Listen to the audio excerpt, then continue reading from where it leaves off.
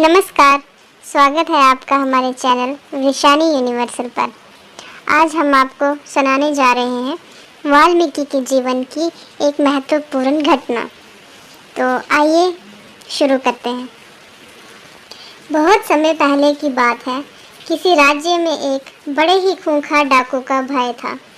उस डाकू का नाम रत्नाकर था। वह अपने साथियों के साथ जंगल से गुजर रहे राहगीरों को लूटता और विरोध करने पर उनकी हत्या भी कर देता। एक बार देव ऋषि नारद भी उन्हीं जंगलों से भगवान का जप करते हुए जा रहे थे। जब वह घने जंगलों में पहुंचे तभी उन्हें कुछ लोग विपरीत दिशा में भागते हुए दिखे। देव ऋषि ने उनसे ऐसे करने का कारण पूछा तो सभी ने मार्ग में रत्नाकर के होने की बात बताई। पर इसके बावजूद देव ऋषि आगे बढ़ने लगे। क्या आपको भय नहीं लगता?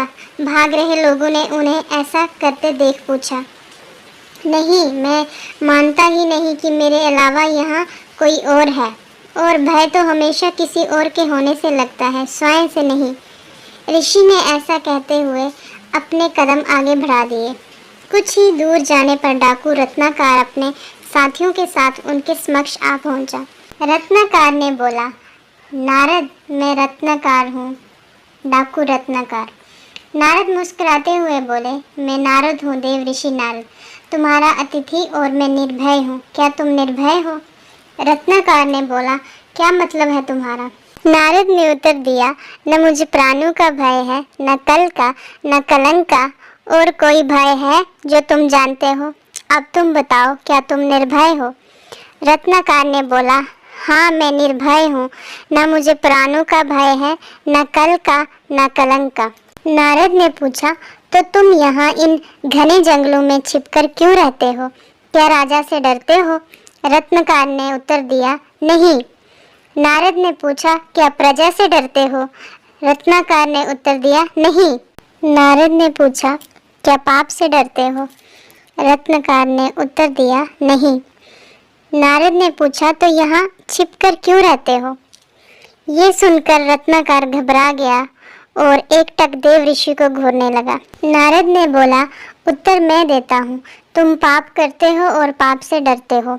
रत्नाकर हंसते हुए बोला, नारद, तुम अपनी इन बातों से मुझे भ्रमित नहीं कर सकते।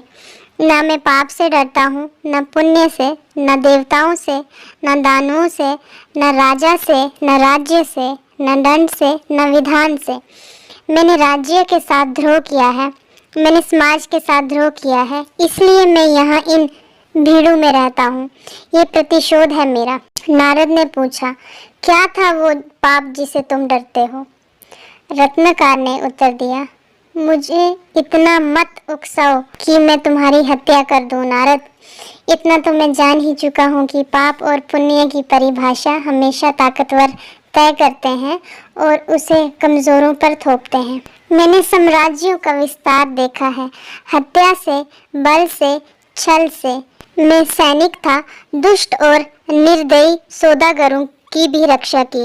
वो पाप नहीं था। युद्ध में हारे हुए लोगों की स्त्रियों के साथ पशुता का व्यवहार करने वाले सैनिकों की हत्या क्या की मैंने? मैं पापी हो गया?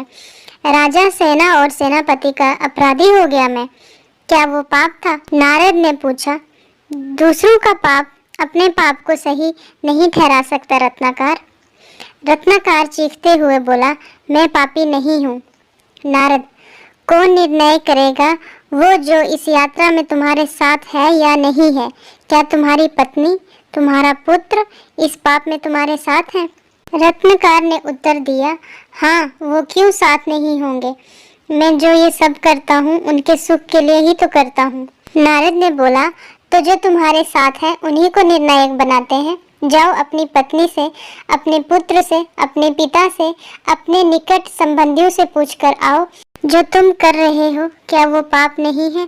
और क्या वे सब इस पाप में तुम्हारे साथ हैं, इस पाप के भागीदार हैं?